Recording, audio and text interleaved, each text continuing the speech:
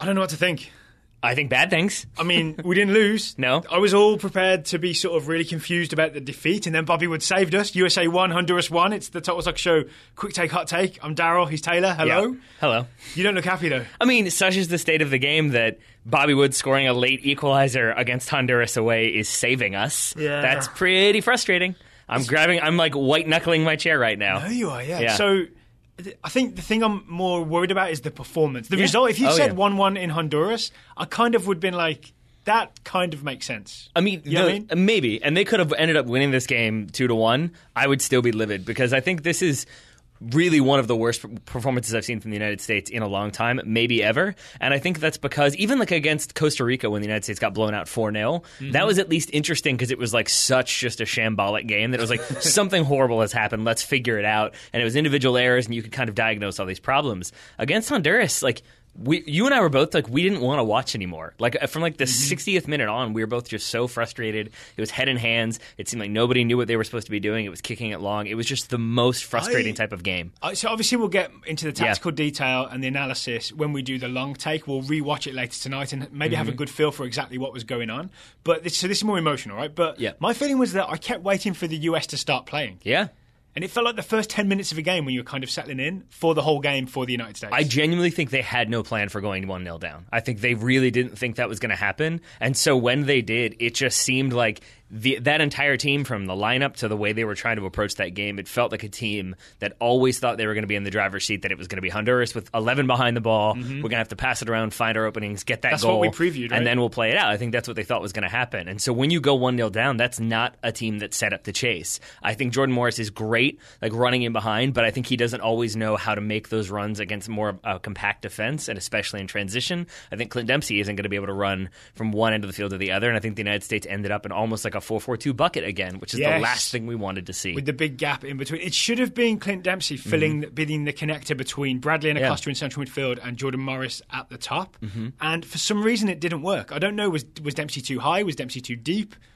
I mean, I think at times he was too high. I think at times he dropped in a little bit too much. But I think mostly it was just that there wasn't any consistency. I think Matt Tomaszewicz tweeted maybe with 10 or 15 minutes to go that Jordan Morris and Clint Dempsey combined had touched the ball 5 times in the second half. That's ridiculous. I mean, if you don't have in this game, your number 9 and your number 10 getting on the ball and making things happen, especially when you're chasing, that points to serious problems. It felt to me like the old problem, which I feel like we've had for a few years now, of the US when they try to build from the back.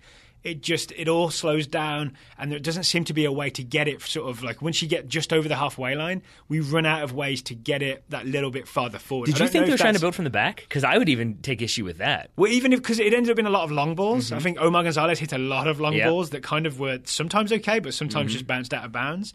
And I wasn't sure if that was sort of his plan B when he couldn't find a pass to feet. Yeah, I was just confused about what the US plan was. I was confused about a lot of things and this is one where I really am not looking forward to rewatching this game, but I am simultaneously looking forward to rewatching this game. So the good news is we've got a practice where we're going to play some 11v11 scrimmage. So at least we'll get some frustration out, then we'll come back and rewatch it. But I just one of the things I want to go to for a second is we've heard this from so many people. I think you heard it from your dad during the World Cup and from English people all around and friends abroad that they don't quit. They work so hard. I wish England could play like this. I wish my national team. I mean, in the US's defense, they went to Honduras, were losing for most of the game and got an 85th minute equaliser. If you look at this on paper, then it looks like a team that didn't quit and somehow found an equaliser. See, off of a set piece. Deep in the long grass. Yeah, maybe, but I would say off of a set piece that's well struck, that then rebounds, and then I think Honduras are slow to respond. Now, don't get me wrong, Matt Beasley does well to keep the play alive. It's a great flick on from Jordan Morris, and it's a good finish from Bobby Wood under relative pressure. But it was still, outside of that, there was no real fight. It felt like it was just a lot of frustration. It felt, and that's the thing that blows my mind so much, is that it just felt like a team that it has lost. It felt like a team that's playing in a league where they're they're not going to make the playoffs, or they're maybe going to get 16th safely in the Premier League, and so they don't really have much to play for. They're kind of on the beach. It just felt like that. You'd see a misplaced pass or misplaced. It's weird because it's the opposite situation. Yeah, there's everything to fight for. But I just couldn't believe it. It was just so many times it would be an overhit pass, and everybody would just be like, "Ugh, of course."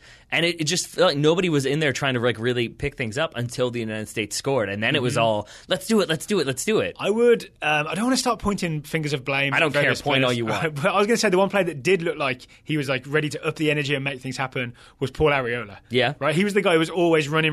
I kind of wished we'd seen more of him over the span of these two games for that energy. I don't disagree, but I will say I don't disagree with the I wish we'd seen more of him, but by the same token, I think the other thing that was really frustrating with this game was that once the second half started, we were like, okay, first half was bad, but they're going to figure some stuff out. They're going to come out. It's going to, oh, no, it looks the exact same. Okay, this guy's going to come in and change it. Okay, no, that, and it just felt like everybody got sucked into that same sort of, because we both, sorry, I don't mean to ramble, but like we both played in these games again where it's like, everybody's kind of like shooting when they don't need to shoot or playing the long ball, and you're like, guys, stop it. It's so easy. But when everybody else is doing it, you're like, well, I guess I'll shoot. Maybe I'll dribble too much. Well, this isn't from personal experience, and I want to, like, obviously this doesn't necessarily translate to a World Cup qualifier from the level I've played at. I think our CVSA amateur division is pretty much the exact same thing. But I've definitely had games where I've told everybody, hey, guys, calm down. Don't just panic and shoot. And then I find myself forward and like 35 yards from goal. I'm like, oh, this looks on. And I shoot, and I'm another one that's put another shot wide. And so you all get sucked into the same thing. And that's what I mean. So Paul Arriola came on, and we were both like, awesome. Yeah, he's going to be outside. He's going to be like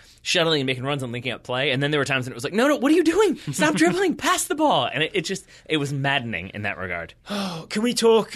We'll do it more in detail on the long take show. But can we talk about the Honduras goal? Because I want to say the first 20-ish minutes of this weren't all that bad from the United States. But as soon as the US conceded, that's when the panic set in. No, it was a much different narrative, because I think those first 20 minutes, to your point, like we had the Pulisic knockdown meter where we were just tracking every single one, and it was Pulisic getting knocked, it was Clint Dempsey getting knocked, it was Darlington Nagbe on the ground. It was a very physical Honduras team, and then they got that goal, and I think it was sort of like, oh, well, that worked out well for us, us being Honduras in that situation. I can't help thinking about the two defenders we've focused on the most. I've been Graham Zusi. I'm done. Omar Gonzalez. All the way through the Gold Cup, we talked about this. At the qualifier away to Costa Rica, we talked about sort of Omar dropping too deep. We talked about Graham Zusi letting people sneak in behind him. And we kind of had all of that happening on this goal. Oh, yeah. I mean, it was essentially Zusi doing an okay job, but it reminded me a lot of what we saw against Costa Rica, where it was like, even when it looked like, oh, he tracked that man and made that slide tackle, you go from like the tactical cam when we rewatched, and Zusi steps late and tries to cover the ground to get to the guy who gets the ball, and because he's over aggressive in pursuing, he then gets beat on a 1-2. That's pretty much what happens here. He steps up, and then he's too high. Kyoto peels off in behind, and now he's away. Yep. And Zusi's never going to catch him for pace. We saw that later on in the half, too. I'm not even sure. I bet when you rewatch, Zusi doesn't even step that high. He's kind of in line with the rest of the back four, and Kyoto's just outside him. And what I remember is that Kyoto then just starts kind of sneaking around the back of him, and that's always the Graham Zusi problem, is he doesn't notice when that's happening until it's too late. And then Omar Gonzalez does not cover himself in glory here, but he had to try and save Graham Zusi here. We'll talk about Omar in a second, because I want to say, like, you're absolutely right that Zusi probably doesn't step too much, but it's the old saying that, like, if you're on time, you're late. And with Graham Zusi, like, that is your deficiency, and also this dude is faster than you, and they are clearly attacking down your side because they like this mismatch. Didn't they? They went after Zusi. Yeah. They went after that wing, and I am aware that I'm a 33-year-old man, and if I am tasked with marking a 22-year-old who is much fitter than me, I'm giving him 5 yards. Like, I'm not going to be right up on him the whole time. I'm going to anticipate, oh, he's going to turn and go. I'm going to put myself in a position where I can be at full speed by the time he catches up to me. Yeah. So at least I'm hanging with him for a little bit. And to be on him immediately, if you're Graham Zusi, that shows that he doesn't know how to play that position to the extent, or to the level he needs to. But then I would say the same thing of Omar Gonzalez, because I don't think he is in that stressful of a situation at that point. He should have dealt with that. Yeah, that should have been twice. Like, not that he could have just like won the ball and walked away with it, but I think he could have just got there and got a toe in. Yeah, right? Instead of, I'm not sure what that weird slide tackle attempt was. Well, even before the slide tackle, the halftime crew did a good job of kind of breaking this one down. You would run to the store, so that's probably why you missed this one. So that's why maybe You're welcome for that Gatorade. I appreciate that. Thank you, my friend. But I think at first he thinks he can make a play on it, like he can intercept it and maybe cut it out or kind of play it out for a throw-in. Yeah. And then I think he misreads it, or maybe it takes a weird bounce or whatever. So like initially he's kind of approaching it strangely because he thinks he's going to be able to settle it or intercept. Then he realizes he can't. And then I think he tries to go for, like, I'm going to call it like the stick tackle, where you like hit the ball into the guy goes down, the ball stays where it is, you get up and continue on your way. I call it the Bobby Moore tackle. Yeah. Bobby Moore did this too I want to say it was either Jorginho or Pele in the 1970 World Cup. And it's this famous tackle, almost in English folklore, of Bobby Moore sort of slides in and stands up with the ball, guy's on the floor, and he walks away with it. Yes, first of all, that's a better one. The stick tackle isn't as good as Bobby Moore's tackle. But I think at halftime it was Carlos Bocanegra, former U.S. national team center back and captain, who kind of knows the thing about these. And that was his interpretation, was I think he was trying to make a different play on it and didn't really go for I'm just going to put this out for a corner kick. And because of that, he didn't put it out at all. And it's 1-0 to Honduras. And then again, I guess we'll get into this in more detail with the long take when we get to rewatch it. I feel like the replays didn't do a good job of this, but the initial sort of loosening of pressure down that side is what allows, I believe, is it number 10, Lopez? I think he had time and space and opportunity to look up and pick that spot, to play that ball in behind Zuzi and Gonzalez for Kyoto to run onto. And that's about midfield pressure. Someone should have shut him down. Yeah, and to steal a point from Neil Blackman, basically it's like if you're going to try to put Honduras under pressure, go ahead. I was going to say Yanks might not be coming. Yeah. But to steal a point from him, it's like you can't sit as deep as the United States is sitting and then have a front three, because I think Pulisic occasionally moved forward and was in that front three. You can't have them applying moderate pressure, because if your back four is sitting way deep, you're now trying to high press in like a 70-yard period, and you can't do that. And so what kept happening, especially after that goal, for the final 20 minutes of the first half, the United States was so stretched and open that Honduras routinely... Is that part of it? Yeah, they were just stringing together, 15 pass sequences where they were really never under pressure. Okay, we'll look for this when we rewatch. I think you're right. I remember the US defense being pretty deep, but the front line trying to pressure. And then, you're obviously then very stretched out, especially in midfield. Yeah, and so I think... So again... I keep saying don't they evade Pulisic and Dempsey to start that play that leads to the goal? Pulisic and Dempsey try a sort of a press, and they just pass a ball literally through the middle of the two of them. Yeah, so number one, it's not great from... In that situation, it's Clint Dempsey, who probably should have stepped up 1 foot over to cover the guy who's behind them. But by the same token, you can expect them to be stepping, the midfield steps behind, so then the guy who eventually receives the ball, Lopez... You can anticipate that, Kellen Acosta is going to be on that guy, or Michael Bradley is going to be on that guy if I'm Clint Dempsey. So I'll go and step here, and then you turn around and no one's done that. And it's okay, well, I don't know what to do then. So it just felt like it was, even when they were trying to do that press, it ended up not really working. Yeah. And it really, I know we do this a lot, but I'm going to do it again. If this were a Jurgen Klinsmann team, I would be losing my mind. And I'm already pretty frustrated. I'm already close to that. You're starting to blow your mic out. I mean, yeah, but it's like obvious things that obviously aren't working. You go in at halftime and you come out, and I don't really see any significant adjustments to make things better. I think it was Christian Pulisic. I mean, we destroyed Klinsmann for bringing Pulisic on and telling him to go try stuff and have fun. No, that is not what you tell a player when you're chasing a game. Did you see anything in that game that made you feel like Christian Pulisic had specific instructions outside of go at people, be direct, try to make things happen? I saw a Bruce Arena quote about Pulisic's position. I think someone asked him, this is a press conference yesterday, they asked him, does he play on the right or does he play in the middle? And Bruce Arena said, he plays on the right, but we give him lots of, he's got the freedom to go where he wants.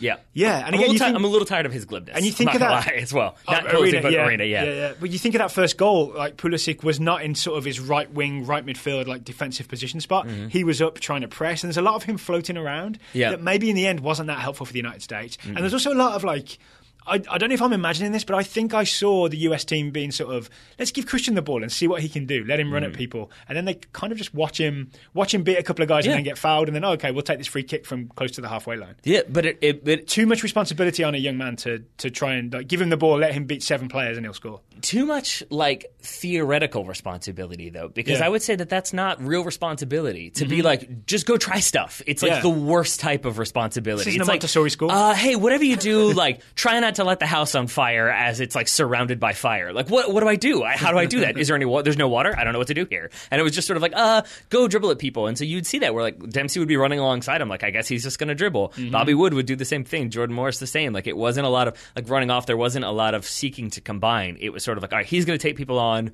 Where should I be once he gets past that guy? And it didn't feel like it was much more than that.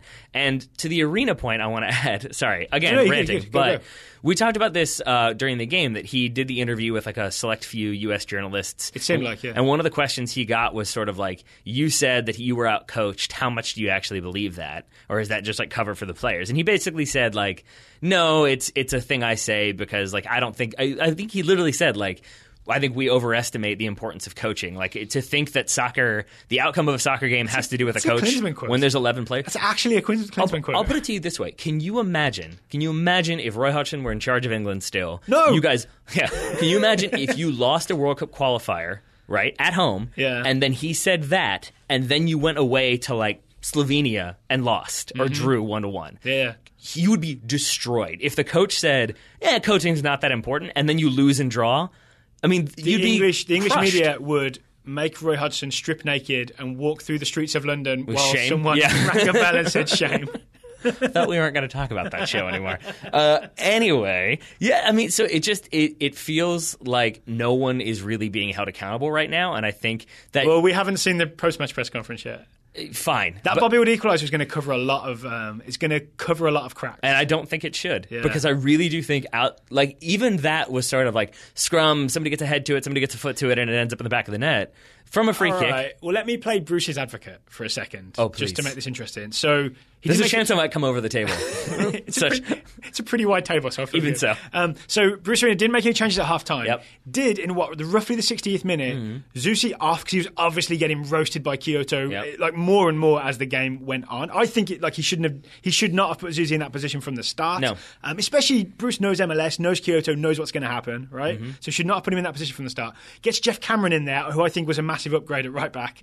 It also brought Paul Areola on, also brought Bobby Wood on, and Bobby Wood is the guy that scores the equaliser. So there is a version of this that is Bruce broke it, Bruce fixed it, 1-1. We get a point, we stay level with Honduras on points, better on goal difference. We're still in third place at time of recording. Yeah, and that's not good enough. I mean, you're absolutely right. Like, no, all of those are very good points. I wouldn't disagree with a single one of them, other than, like, is that where we are? That it's like, but he fixed some stuff when things were horribly wrong, and we ended up getting a late equalizer off of a kind of fluke goal. Hooray!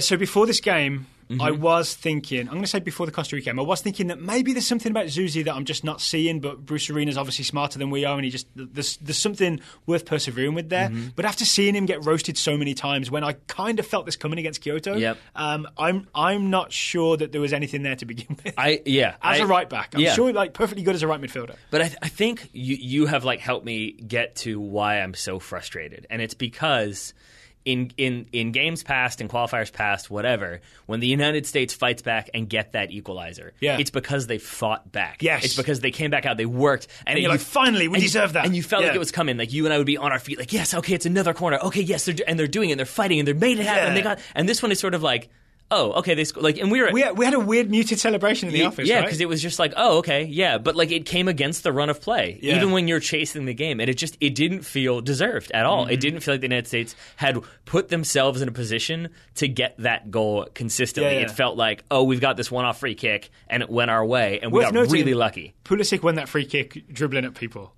Yes, so there is true. That. He did win us a dangerous free kick, just like sort of... Is that the one where he kind of ran into the guy? Yeah. That was the one where he probably wasn't fouled, but whatever. He kind of overhit the ball to dribble after, and then he definitely got taken out, and then Kellen Acosta steps up. Yeah. Yes. Yeah, I mean, so I think coming out of this one, I'm really frustrated with Bruce Arena. I'm really frustrated with the overall dynamic of the team. I'm willing to say I am done with DeMarcus Beasley at left back. He's been an amazing servant for the United States.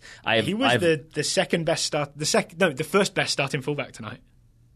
That's not saying much. He was also beat several times, got caught with the ball at his feet several times. He did do that. Really struggled with physicality and pace. I love DeMarcus Beasley. I love what he has done for the United States. That needs to stop. We need a left back. Graham Zusi, I appreciate what you've done for the United States. I appreciate your hard work. I appreciate your willingness to play multiple positions. That's got to be done. And I feel the same about Omar Gonzalez, that maybe he got hung out to dry a couple times. We'll see when we rewatch. But I just felt like so much of it was just Omar not being on the same page as anybody else. And it's not just his fault, but he is a common denominator. There were a lot of times we saw... So there was a very dangerous 20 minutes where we were pushing, Honduras were counter-attacking, and they still had...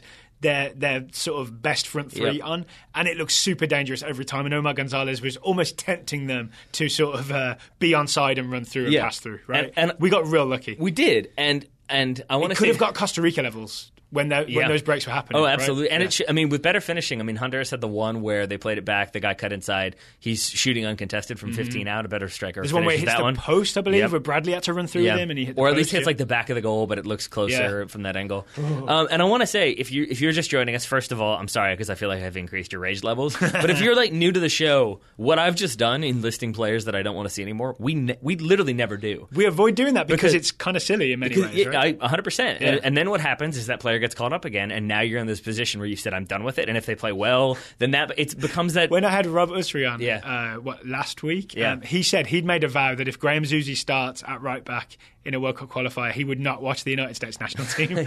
But then he obviously had to watch it. I don't know if I saw any tweets from him. I'll have to check that. But it's like, so we really don't do that because then you get into that like talking head sort of, oh, now I've got to change it now. Okay, I was totally wrong. DeMarcus Beasley's the best left back. He should start every, like, I don't want to go down that road, and if he plays again, I'm not going to be like, I'm done with this. This is so stupid, but I'm going to be frustrated. Okay, here's a way to think about it. The way I think of Graham Zusi, for example, is if we're on the front foot and you just want someone who's going to work hard and join the attack, I can see Graham Zusi. But if you're up against a team that, one, can counter-attack, and two, can build attacks, and three, has a really fast, clever left winger who's really good at sneaking in behind you and really good at dribbling at you, Graham Zusi's not the choice. Nope. Graham Zusi's not the choice. I'd rather see a centre-back pushed out there than have a guy who's going to be kind of stranded and struggling the whole time. Like, to me, that's it. Zusi should never be the option when there's a dangerous left winger coming at you. Yep. And I feel like it's a guy we haven't talked about really at all, like literally at all in this game, and really didn't talk about much in Costa Rica, is Michael Bradley. And we tend to have a more favorable impression of him than a lot of people. Yeah. And I would say there's a reason why we haven't talked about him tonight, because I didn't really see much of him at all.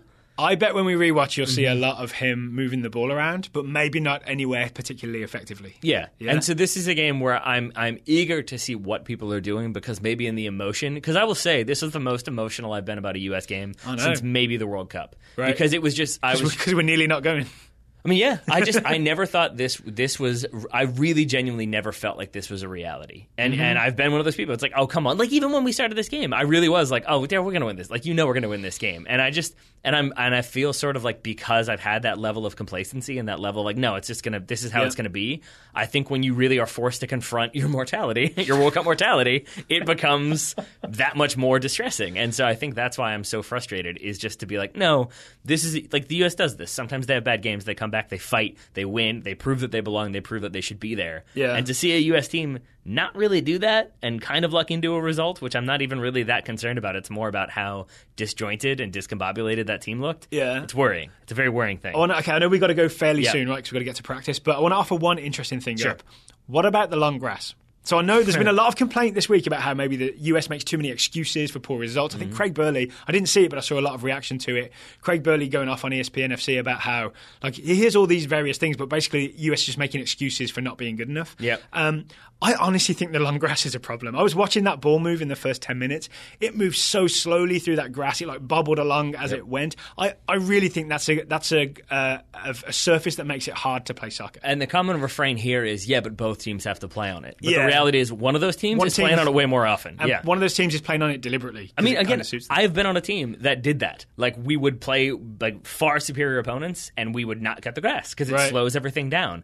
And if you are a team that's trying to sit back and then break on the counter, boot that ball long, it's going to hold up. It's not going to go out of bounds. That goalkeeper is going to think, oh, that ball is definitely going out of bounds because it's been hit too long. Oh, it held up. Uh-oh, now I can't get to it. Like, it absolutely plays into Honduras' game. I feel like we're in a weird thing here, though, where I think that's a genuine concern. Yeah. And Arena would flag this up the day before, right? He was worried about the length of the grass. But at the same time, it's never a good enough excuse, right? Because as long as it's legal length and FIFA say the game goes ahead, you kind of have to find a way to deal with it. Yeah, and I think both games, both the Costa Rica game and this Honduras game, it feels like he kept finding half solutions. So again, we talked about this in the Costa Rica full review, I think, that it just felt like a lot of like the underpants gnomes from South Park, where it was like phase 1, steal underpants, phase 2, phase 3, profit. Yeah. And it was sort of... No, you forgot phase 2 is question mark. Yeah, excuse me. Phase 2 is silence, I think. But in this game, it was like, okay, we know they're probably going to have long grass, so we know that's going to hold it up and make it more favorable for them to play on the counter. How do we deal with that? We keep the defense back, we sit deep, we don't let them counter on us. Okay, that's great. But then how do we then put them under pressure? Well, we pressure them up top. Okay, but then isn't there... Don't worry about it. We'll be fine. Like, we've got our plan. So, now. we got phase 1, we got phase 2. Phase 2 is the central midfield. Yeah, exactly. And that's where the question mark. It keeps feeling like this sort of like you've put your thumb in like the hole in the dam, and then another hole springs up, and you're like, oh, don't worry, I've got this hole. And then you just completely forget about the other hole that's now gushing water. It's just like, at no point have we actually repaired the dam. I think for that imagery, you need 3 holes total. Yeah. I mean, or the entire dam to be crumbling. One or the other. Who knows? I don't know. All right, anything else to add before we shut down the quick take and go play our soccer, and then we'll come back for the long take, I assume, later tonight? Yeah. Because there's lots to talk about? Yeah, I hate this, is my final thing I'm going to add. I don't want to do this. I know this is not really fun to listen to because I think you'll be tapping people's emotions right now. I suppose. Meaning there'll be a lot of people feeling the exact same thing. I suppose, but I know that I have turned off podcasts when it's just like, nope, too much. Like, too negative, too much to start. Like, I can't deal with that. Yeah. And so, again, like, I don't want to spend 20 minutes ranting. I would rather break down the United States and be like, this is really interesting. Maybe spend 24. So that's fine.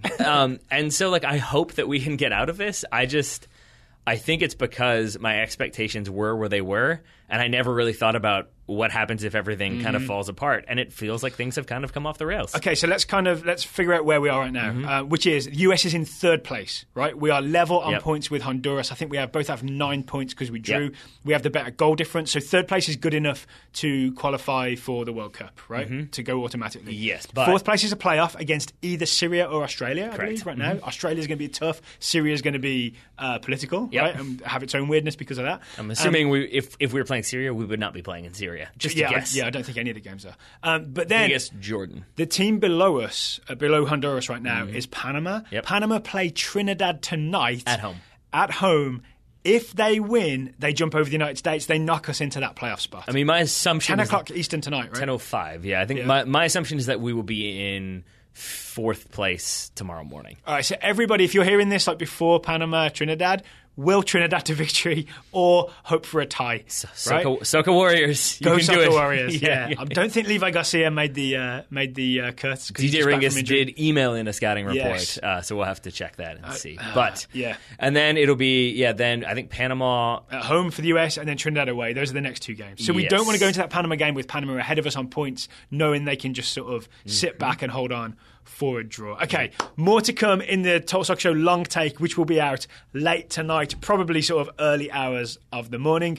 Till then, Taylor, any more angry words? Nope, I think I've got them all out. Okay. Without cursing, no less. Good job, buddy. Yeah. Good We're going to go like scream an obscenity for the next 30 seconds outside, though. All right, we'll talk to you again later tonight.